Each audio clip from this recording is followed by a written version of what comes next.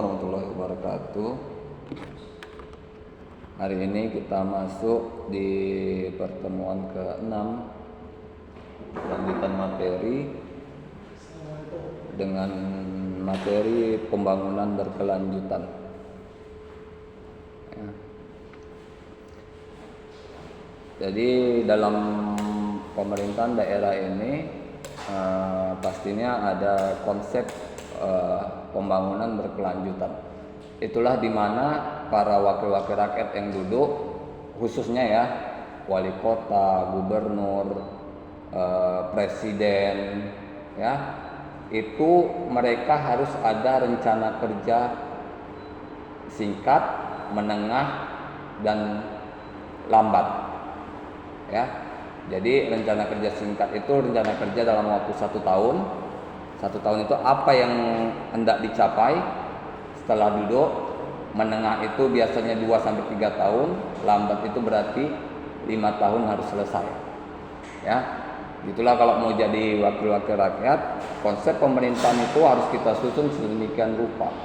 Jangan kita hanya menang masa, menang dana. Udah duduk, bingung mau ngapain, ya kan? Jadi mereka yang mau duduk itu pastinya sudah punya rencana-rencana kerja, konsep-konsep yang sudah disusun untuk 5 tahun yang akan datang. Itulah bagaimana kita melihat di debat-debat pemilu, presiden, wali kota segala macam. Mereka memaparkan kinerjanya singkat, menengah, dan lambatnya itu dipaparkan ya. 1, 3, 5 itu dipaparkan. Apa yang hendak dicapai. Ya. Dengan apa yang hendak dicapai ini, stakeholder atau unsur apa yang diperlukan, ya kan? Kita ingin mencapai tujuan A, ya ke A ini pasti ada proses. Misalnya yang jangka pendek tadi 1 tahun. Dalam 1 tahun ini apa yang harus kita kerjakan? Ya, dalam 1 tahun ini bekerja, apa yang kita perlukan, yang kita butuhkan? Ya.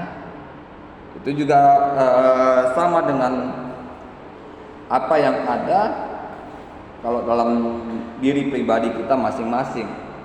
Ya, waktu kalian semester 1 ketemu saya sudah bilang sama kalian bagaimana kalian agar bisa membuat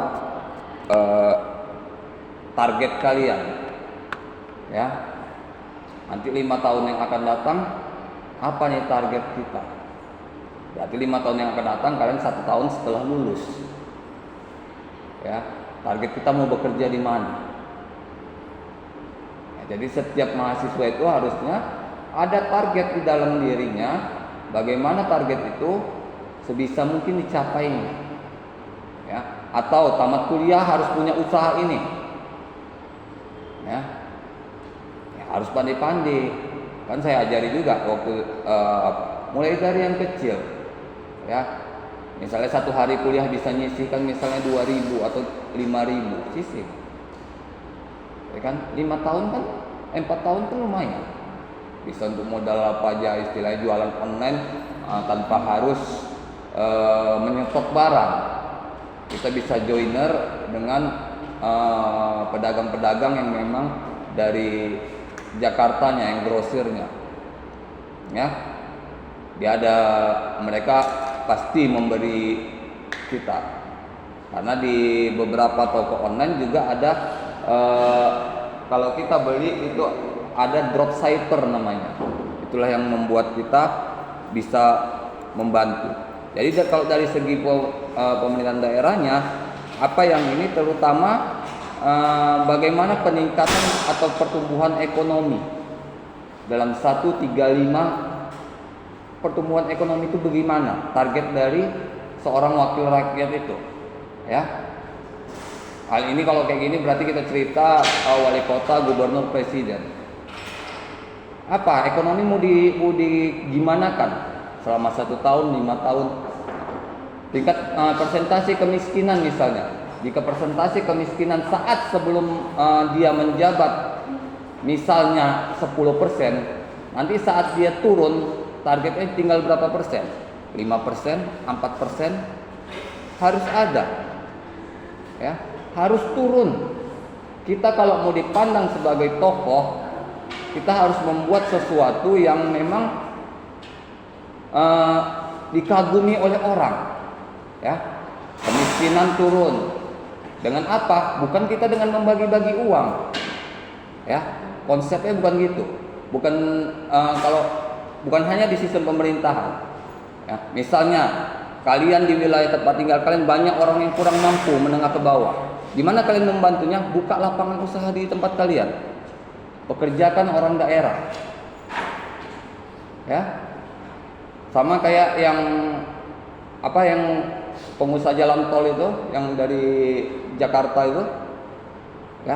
Dia memberi bukaan puasa selama 1 bulan penuh, perharinya itu 500 bungkus atau sampai 1000, saya lupa, 500 sampai 1000, ya. Dia membuka itu, dia juga tidak mematikan usaha rumah makan sekitar rumah dia. Dibelinya nasi itu dari kedai nasi di sebelah rumah dia. Misalnya 500 bungkus, ada 5 kedai nasi, 100. Ya, kita nggak boleh mematikan rezeki orang. Ya, kalau kita jualan, ya harus harganya disamaratakan. Kalau ingin membantu kemiskinan seperti yang dilakukan itu, ya, anak murid dari Buya Hamka itu dibelinya dari dibaginya sama orang, buka puasa, selesai. Ya. Dia berpahala ngasih orang, dia juga nggak kena kutuk dari rumah makan. Coba kalau kita beli dari kedai nasi lain yang jauh misalnya lebih murah, pasti dia kena kutuk, kena suka serapah. Kurang ajar Cina tuh, Koko tuh kurang ajar. Ya, bagi-bagi nasi mematikan usaha saya. Makanya nggak boleh kayak gitu.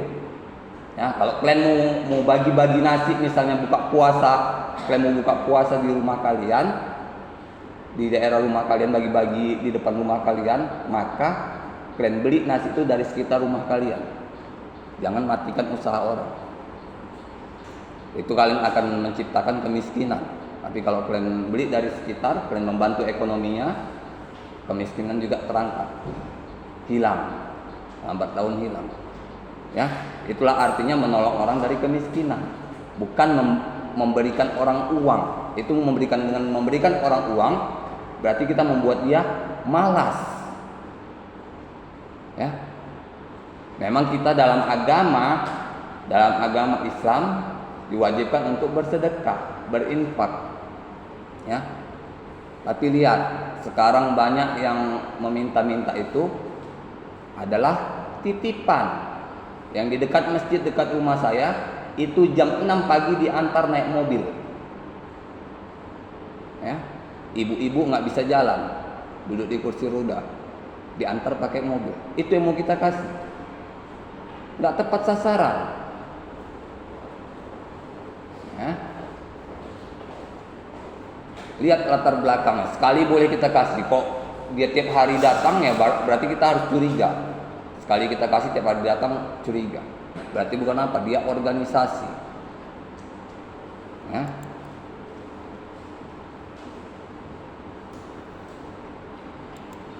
Jadi konsep pembangunan saat sekarang ini di daerah itu harus melibatkan generasi-generasi muda. Ya. Konsep pembangunan dari segi ekonomi harus dari segi generasi muda. Karena banyak sekarang kalau kita lihat banyak generasi muda yang sukses, yang penghasilannya miliaran misalnya. Kita nggak bilang dari YouTube. YouTube itu bukan bekerja, ya, itu berkreasi namanya. Bukan bilang YouTube yang memang bekerja, yang dia buka showroom mobil, yang dia jual, yang buka rumah makan segala macam, yang kayak artis-artis itu. Oke, itu dia bekerja, berusaha. Ya. Kalau yang YouTube itu harusnya sambilan, kayak kita cek Raffi Ahmad, pekerjaan utamanya bukan YouTube, di TV, ya kan? ada pekerjaan utamanya, bukan YouTube penghasilan utamanya.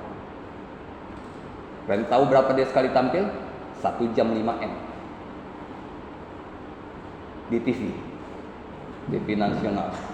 1 jam per jam 5 M. Jadi kecil kali dari YouTube-nya hanya 50 M per bulan. Ya kan? Makanya harus ada penghasilan dari kita supaya meningkatkan perekonomian kita bisa bantu sekitar kita. Inilah konsep pembangunan. Ya, kita harus bantu sekitar kita. Kalau semalam saya dengar ceramah Ustadz, 40 rumah samping kiri kanan depan belakang itu nggak boleh kelaparan kalau kita kenyang. Ya. Atau kita infak sedekah kita tidak bernilai jika kita serahkan keluar, tapi tetangga kita 40 samping kiri kanan itu masih kelaparan, itu nggak sah. Ya, berdayakan dulu sebelah rumah, 40 samping kiri kanan depan belakang, itu tetangga, konsep tetangga itu 40 kiri kanan depan belakang. Ya, kalau masih ada yang kelaparan, kalian berzakat keluar, nggak ada nilainya. Kalian boleh tanya guru agama kalian, ustadz kalian tanya. Ya. Konsep pembangunan berkelanjutan juga banyak dilakukan oleh negara-negara dunia dengan melibatkan tokoh-tokoh muda, para kreativitas generasi muda, agar membantu perekonomian, agar perekonomiannya berkembang. Ya, seperti yang kalau saya bilang, ya, kalau di Cina, saya tahu ini karena memang kawan saya ada yang tinggal di Cina. Itu kalau di Cina nggak ada ceritanya kita di rumah nggak bekerja. Ya, misalnya kalian nggak bekerja di rumah, di hari bekerja, Senin misalnya, atau Selasa atau Rabu, itu akan ada petugas datang ke rumah kalian. Ya, kalian dibawa, ditaruh ke pabrik kerja, atau ditaruh ke mana, suruh bekerja. Kalau di luar negeri itu waktu libur itu hanya Sabtu Minggu. Itu memang betul mereka full libur. Nah, makanya nggak heran mereka maju dan berkembang. Kita maju, berkembang belum. Ya.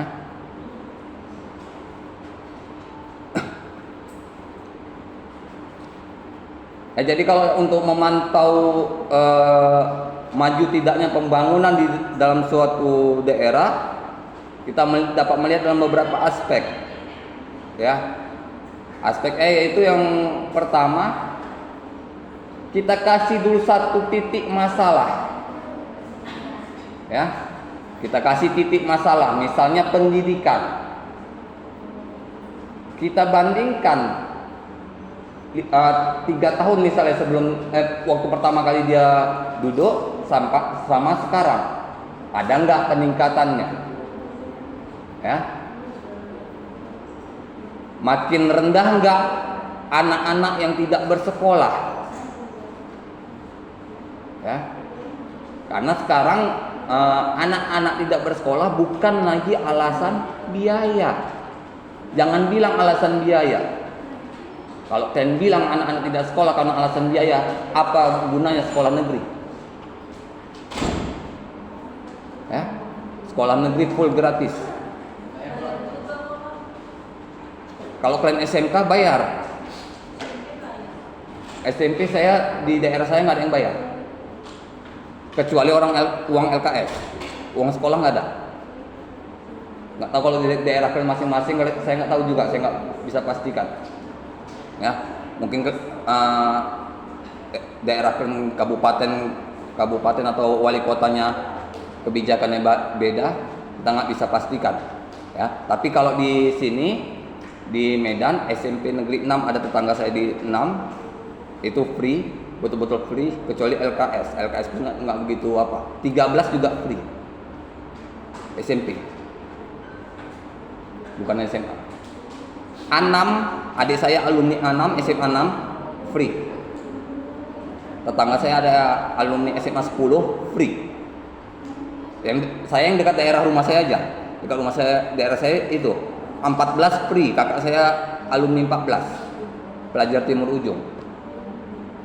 Ya, makanya saya bilang daerah tempat saya negeri free, kecuali swasta. Saya SMA swasta. Swasta pasti kita udah ambil resiko beras, pasti ada pembayaran, ya kan? Gak ada swasta yang free, ya, karena guru-gurunya digaji oleh yayasan. Sama kayak misalnya di sini, ya, kalau kuliah di sini nggak ada yang free. Kalian free karena kalian dapat KIP, ya kan? Berarti kan bukan free namanya, tetap bayar. Kalian yang bertanggung jawab sama KIP-nya. Nggak ada yang free kalau yang swasta. Tapi kalau negeri, USU misalnya bayar, tapi nggak semahal swasta. Saya nggak bilang free, bayar tapi nggak semahal swasta. Ya. Nah, ada determinasi permasalahan dengan konteks dependen pada dimensi ekonomi dan sosial. Jadi penekanan harus dilakukan pada sistem ekonomi dan sosialnya, karena itu yang banyak, ya. Dimana kita lihat bagusnya perekonomian suatu kota, lihat kalau di kota itu sudah tidak ada lagi pengemis,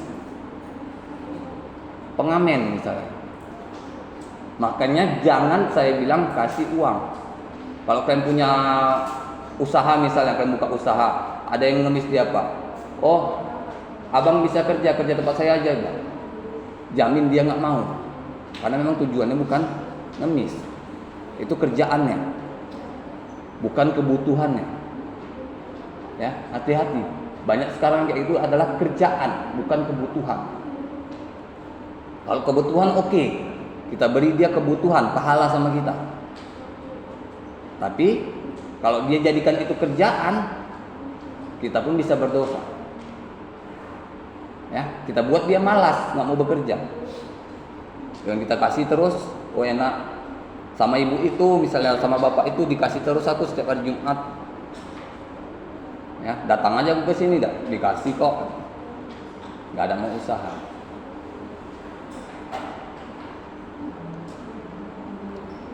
Menerjemahkan permasalahan ke dalam indikator berkelanjutan yang terukur. Jadi setiap masalah itu harus disusun dalam sebuah tabel. Misalnya kalau kita menjadi pejabat-pejabat negara, masalah itu disusun, diklasifikasikan mulai dari yang ringan sampai yang berat, mulai dari yang harus segera diselesaikan atau bisa diselesaikan dalam waktu yang lama, kan?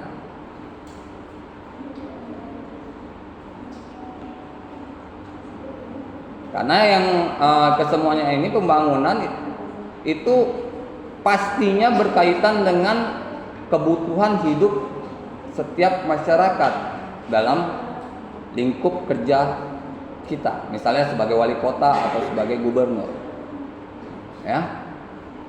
Jika kita sebagai pejabat, misalnya wali kota atau gubernur, ternyata kemiskinan semakin meninggi, pasti masyarakat akan ribut,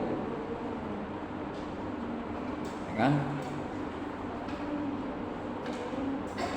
Makanya kalau pemerintah daerah biasanya memberdayakan UMKM, ya. Bantu UMKM untuk berkembang.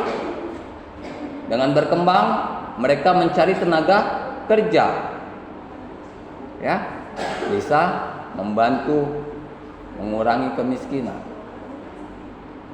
ya. Contohnya seperti itu. Kalau kalian ingin membantu seperti itu, bukan kalian ada uang 1 juta, kasih itu sama orang itu, ya. Paling dia hilang 1 atau 2 hari, habis itu dia datang lagi, duduk lagi di situ. Itu nggak konsep membantu, tapi kalian konsep memanjakan, membuat dia malas.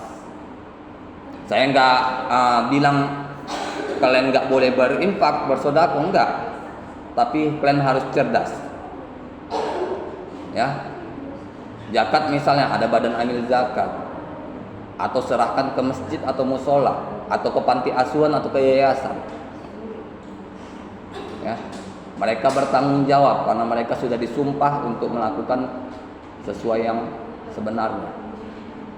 Nah,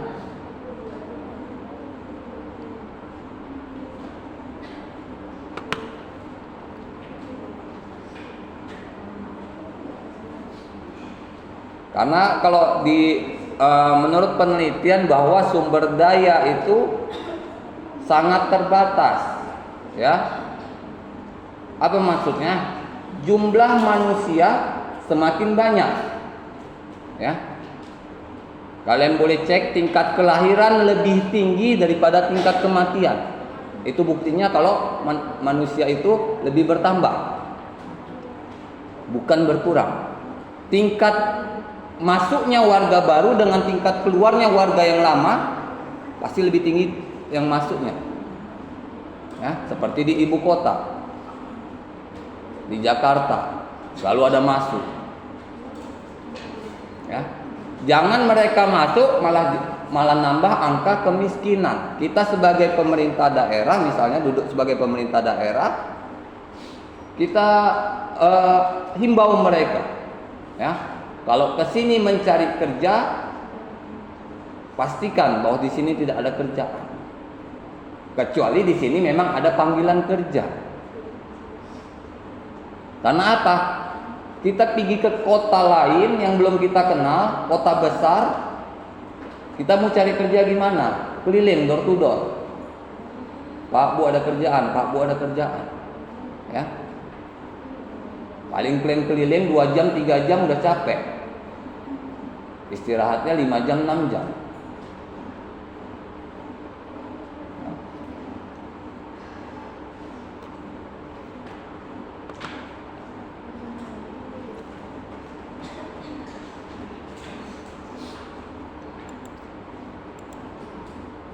Ya, pembangunan dalam suatu daerah itu harus memiliki ciri-ciri menjamin pemerataan dan keadilan. Apa maksud pemerataan ini?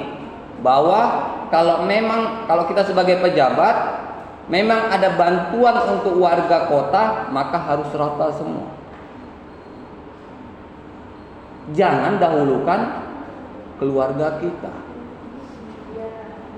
Ya, karena dalam agama pun kalau kita dikasih amanah uang sebagai pemimpin negara atau pemimpin suatu kaum, maka dahulukan kaumnya, baru keluarga. Keluarga itu yang terakhir. Karena kita mempertanggungjawabkan bukan uang kita, tapi uang orang. Ya. Keadilan bagaimana kita kalau sebagai pejabat negara itu peduli dengan kasus-kasus yang ada, apalagi sudah sampai disorot media, ya. Udah disorot media, kalian nggak peduli, ya udah.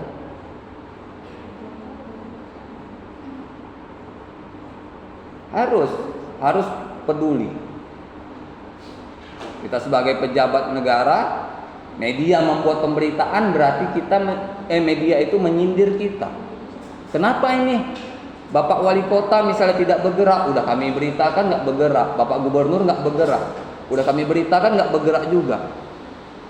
Ya, apa gunanya kami beritakan?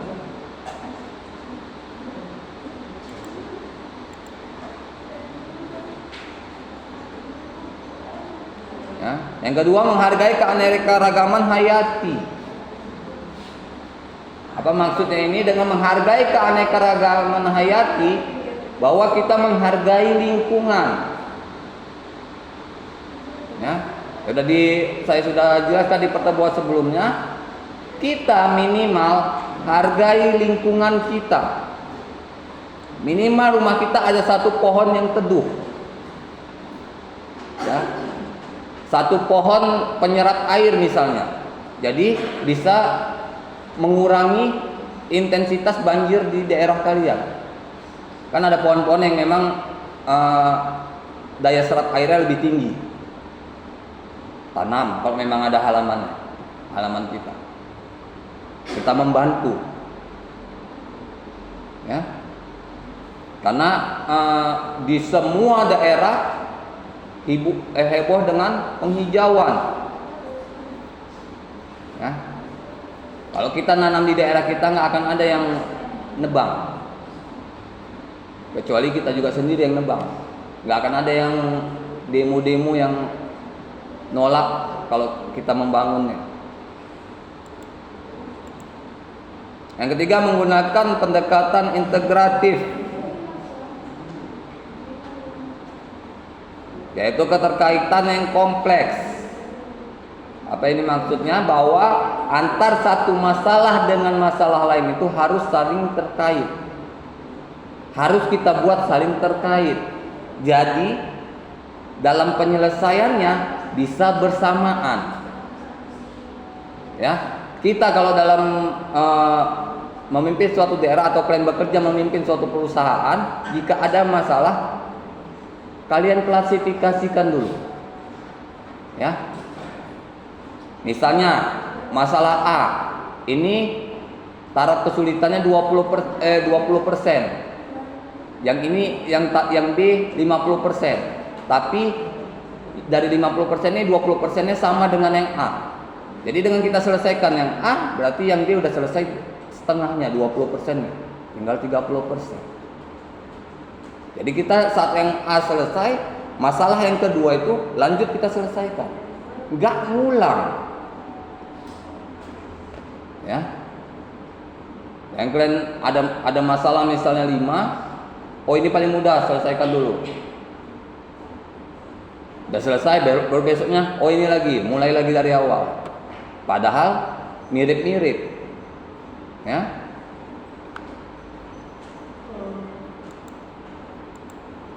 Kita juga dalam melakukan pembangunan harus menggunakan pandangan jangka panjang, ya. Seperti yang saya bilang tadi, ada jangka pendek, menengah, dan panjang. Panjangnya kalau dalam orang tokoh, misalnya wali kota atau gubernur, itu 5 tahun. Jadi dalam waktu 5 tahun ke depan, apa yang bisa kita lakukan sebagai gubernur misalnya, apa yang bisa kita lakukan sebagai wali kota, ya. Jangan hanya, mohon maaf, misalnya sekedar duduk, ya. Kalian jadi caleg hanya sekedar duduk, terima gaji, terima uang aspirasi, terima ini, terima itu. Itu apa kalian duduk? Nyakiti hati masyarakat, ya? Ya, saya bilang seperti itu, ya. Ini pun saya rekam, ya kan, saya upload, nggak apa-apa, sebagai introspeksi juga bagi pemerintah. Itu apa? Kalian duduk tapi nggak peduli.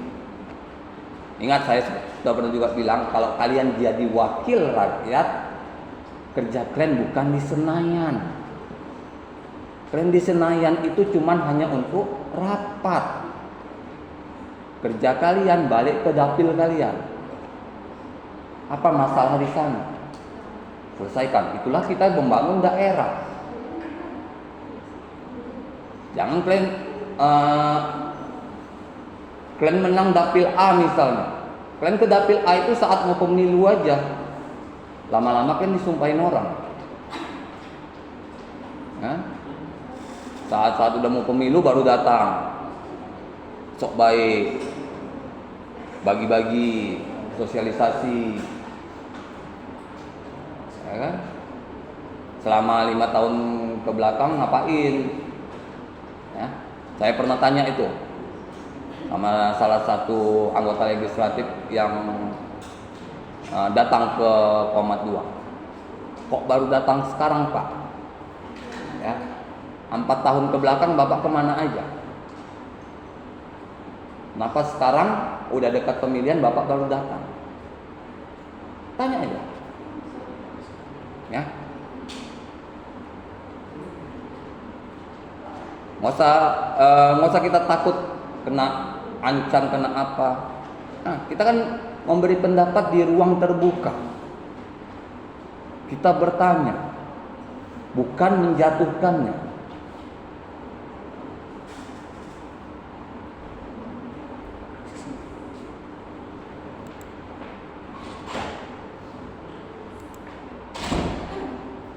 Ya, dalam hal ini juga ada 3 masalah yang merupakan hambatan utama dalam mewujudkan pembangunan yang berkelanjutan. Yang pertama itu kemiskinan. Makanya saya tadi sudah juga jelaskan bagaimana kalau kita menjabat suatu jabatan di pemerintahan, kemiskinan harus berkurang, wajib berkurang. Kalau kalian jadi wali kota misalnya, gubernur misalnya, nggak ada cerita angka kemiskinan sama dengan 5 tahun sebelumnya. Berarti kalau sama dengan 5 tahun sebelumnya, selama ini kalian kerja apa? Ya kan? Berarti nggak ada dong usaha kalian untuk menurunkannya. Ya? Karena kemiskinan ini merupakan masalah yang hampir di setiap daerah. Contoh, kalian mau lihat, ini udah mau dekat Lebaran. Kalian lihat rumah-rumah besar pasti banyak orang ngantri ngetok. Ya, rumah-rumah besar, rumah-rumah gedung. Ya. Pokoknya rumahnya itu paling wah di daerah situ pasti didatangi. Untuk apa? Minta apa? Zakat harta. Orang kaya pasti keluarkan zakat harta. Ya, mereka sadar mereka akan mengeluarkan zakat harta. Datang orang. Ya. Tuh kebanyakan memang ada yang memang betul butuh, ada yang dijadikannya itu sebagai ajang pendapatan tahunannya. Bahkan ada tuh di daerah Deni, orang datang ke situ, ya, dia bawa jilbab sampai 10. Jadi dia 10 kali bisa minta. Jilbabnya beda-beda. Luar biasa kan? Ya, niat kali dia minta. Sekali dapat amplop 40.000, 10 kali dia balik 400.000. Lumayan kan? Perempuan. Dia bawa jilbab 10 warna dalam satu tasnya. Ya. Misalnya titik rumahnya di sana pintunya, tasnya ditinggalnya di sini. Pakai S1. Itu apa? Jadi dia jadikannya ajang penghasilan, bukan kebutuhan lagi. Ya. Hati-hati kalau kita dalam memberikan. Kalau kita memang orang yang mampu memberikan zakat harta, misalnya kalian mengeluarkan zakat harta 10 juta, misalnya kalian bagi-bagikan ke warga, misalnya satu amplop 50.000, hati-hati. Kalau kalian memang mau betul-betul jujur, foto KTP-nya. Mana KTP bu? Foto tuh. Besok datang lagi lihat KTP, oh udah ada bu, udah selesai. Ibu udah ngambil semalam.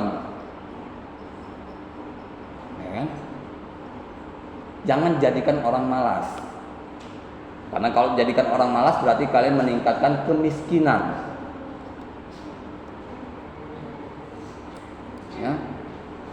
Dan kemiskinan ini banyak orang jadinya tidak bekerja menyalahkan, mengharapkan bantuan. Ya.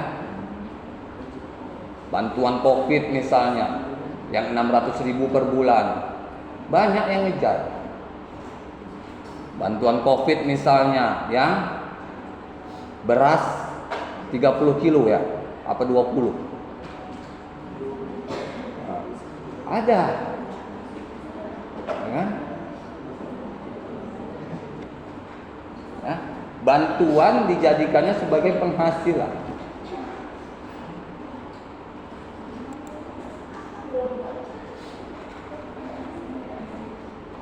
Nah, yang kedua itu masalah kualitas lingkungan hidup. Apa ini seperti yang saya bilang, kita harus sadar lingkungan, minimal di daerah wilayah rumah kita jangan sampai ada sampah berserakan, atau minimal satu rumah ada satu pohon besar di daerah kita. Kalau memang memungkinkan untuk ditanam pohonnya, ya. Jangan pula gara-gara saya kasih saran menanam pohon kalian bongkar ruang tamu. Kan itu nggak benar. Memang kalau memang ada tanahnya silahkan. Kalau enggak ya kalian tanam aja pohon-pohon yang kecil-kecil, ya, yang bisa dipot apa itu kalian membantu memperbaiki kualitas lingkungan hidup. Ya, jangan pernah lagi buang sampah ke saluran air, ya, parit, sungai. Nah, banyak nih yang buang sampah ke sungai pun saya lihat bukan warga setempat. Orang naik mobil di jembatan nyampain sampah 2 plastik besar ke Sungai Deli. Ya. Terus saya bilang, jangan terlalu pelit kali kalian bayar uang sampah itu. Jika kalian seperti itu, kalian juga merusak lingkungan hidup. Ya, kalian buang sampah ke aliran sungai, bertumpuk, banjir kalian salahkan pemerintah. Ini sama dengan kalian maling teriak maling. Kalian yang buat banjir, kalian yang nyalahkan pemerintah. Ya, bagaimana kita bisa menjaga? Yang ketiga itu masalah keamanan dan ketertiban. Ya. Masalah dan keamanan ketertiban ini juga salah satu yang dilihat para wisatawan untuk mengunjungi daerah kita. Ya. Contoh 2004 bom Bali, satu pun gak ada kunjungan wisatawan Bali sampai 1 atau 2 tahun ke depan. Ya, sampai 2006 itu baru mulai masuk satu-satu. Mulai bom Bali, drop, meledak, hilang semua. Tinggal warga setempat. Sekarang udah ramai lagi. Ya. Maka kita harus menjaga keamanan dan ketertiban. Seperti apa? Kita harus tahu siapa yang tinggal di sebelah rumah kita. Jangan masa bodoh. Ya. Ini udah tinggal sebulan ini tetangga di sebelah rumah kita, nggak tahu siapa, nggak tahu namanya, nggak tahu asalnya dari mana, apa. Yang tentang teroris kan bawa bom dia misalnya. Kalian nggak open,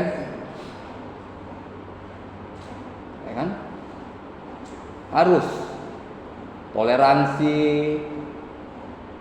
Dia Islam tak enggak, itu aja bicara. Jangan ada pengkotakan.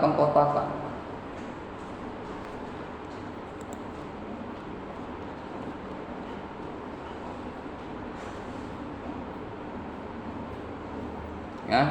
Nah, kalau dari lingkungan dan keamanan, pemerintah Indonesia maupun pemerintah daerah itu sangat amat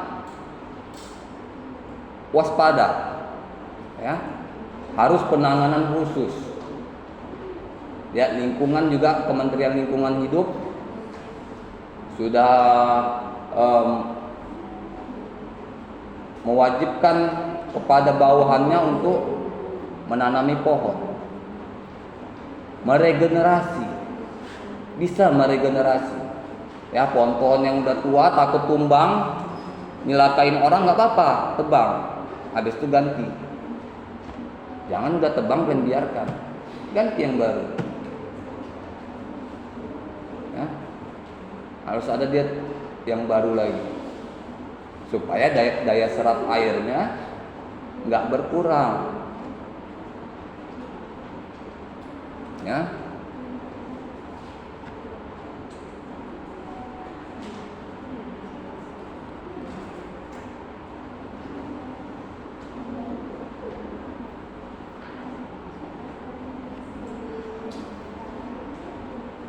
di aliran sungai, kalau yang mereka tinggal di aliran sungai juga dikhawatirkan dengan apa? Limbah-limbah cair dari perusahaan-perusahaan.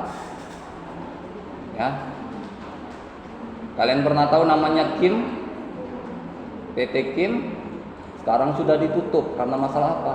Lingkungan. Ya, mereka tidak mengolah limbahnya, langsung buang ke sungai.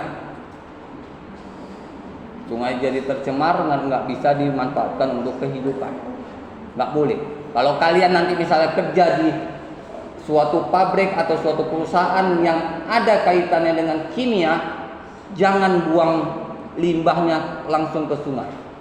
Olah dulu. Kalian cari orang yang bisa ngolah. Yang lulusan kimia, lulusan apa, kalian cari yang bisa mengolah. Jangan bilang nggak bisa diolah. Ya, rumah sakit Era dulu sebagai rumah sakit yang hasil olahan limbahnya paling baik, bahkan hampir sama dengan air putih biasa. Ya, bisa kalau memang mau bisa.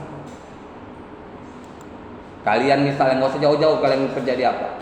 Kalian ada misalnya oli bekas, minyak makan bekas, jangan langsung dibuang ke tanah. Ya, kalian kalau buang ke tanah oli bekas itu mematikan tanaman sekitarnya. Kalian matikan rumput, kalau ada pohon jambu pasti mati, ada pohon pisang pasti mati. Ini kita dalam menjaga lingkungan. Kalau kita nggak tahu, cari penampungnya. Ada penampung yang mengambil minyak-minyak bekas. Ya. Makanya kalau misalnya kita ganti oli sepeda motor, kita nggak tahu mau diapakan oli bekas, ya udah ganti aja di bengkel, biar mereka yang ngurus oli bekasnya. Masa sok berhemat kali, ganti sendiri, toh cuma beda 3.000, kalian ganti sendiri di rumah, bingung mau buang olinya kemana, kalian buang ke paret, supaya nggak licin maksudnya, ya kan, buang ke paret. Kalian pasti udah diajarkan dari sekolah dasar bahwa air sama minyak itu nggak bisa bergabung. Sampai kapanpun, sampai umur berapapun dia bersama, nggak akan bisa gabung. Ya. Juga menyelesaikan sinergi secara berkesinambungan, ya, bukan secara langsung. Ya, hubungan antar pemerintah itu harus dicairkan secara berkesinambungan, secara bertahap. Ya, harus komunikasinya itu harus lancar, timbal balik, jangan komunikasi satu arah. Tapi tetap komunikasi itu dua arah. Kita memberi saran, nanti dia juga memberi saran. Seperti itu, balik-balik.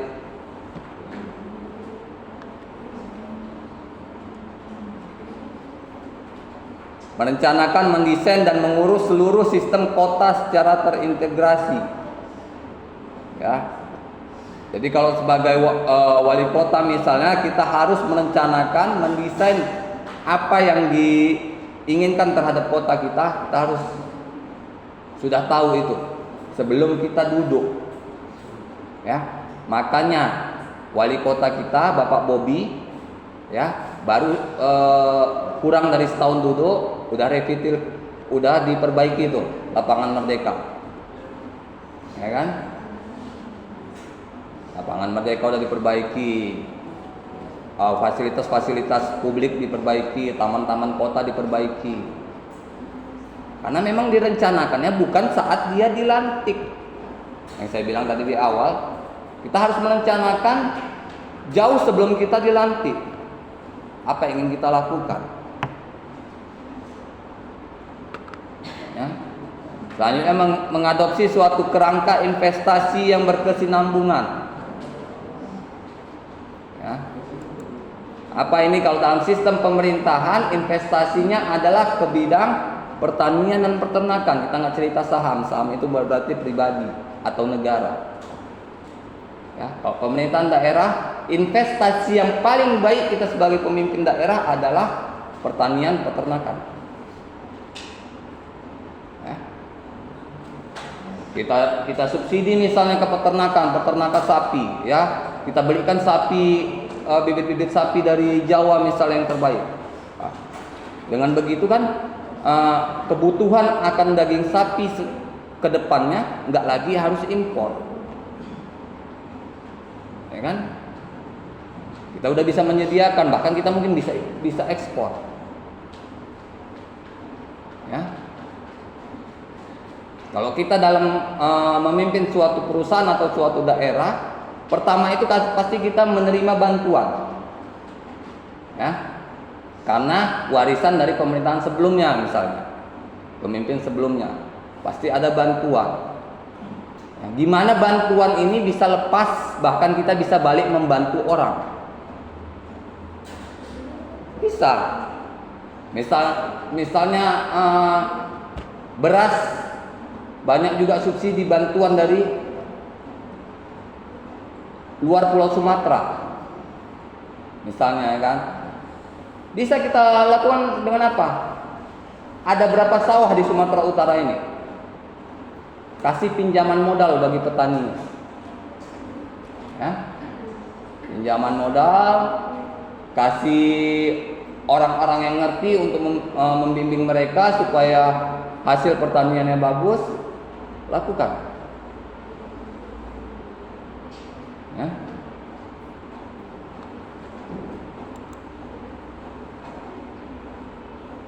Berkolaborasi untuk mempromosikan pembangunan kota madani atau berkesinambungan. Ya, jadi kita juga harus mempromosikan kota kita jika kita anggap sudah maju. Supaya apa? Untuk menggait turis mancanegara. Karena itu salah satu pemasukan. Ya. Makanya setiap pemerintahan wali kota atau gubernur yang naik pasti juga melihat kepada tempat-tempat wisata. Ya, tempat wisata harus dapat menghasilkan. Buat keamanan situ, keindahannya. Jangan pula tempat wisata banyak copet. Ya.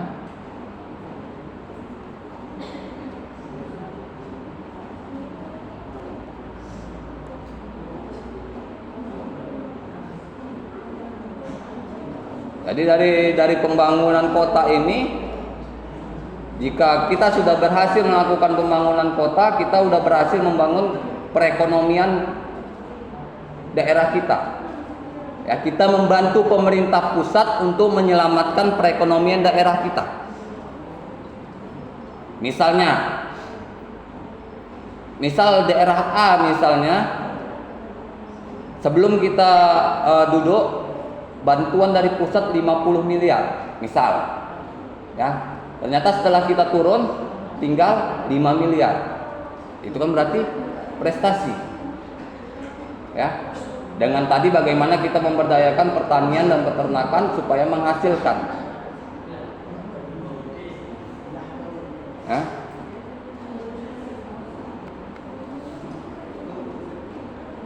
Nah, inilah pertemuan kita pada hari ini, mungkin pertemuan terakhir di bulan puasa. Kita ketemu lagi di pertemuan setelah Lebaran. Lebih dan kurang saya mohon maaf. Assalamualaikum warahmatullahi wabarakatuh.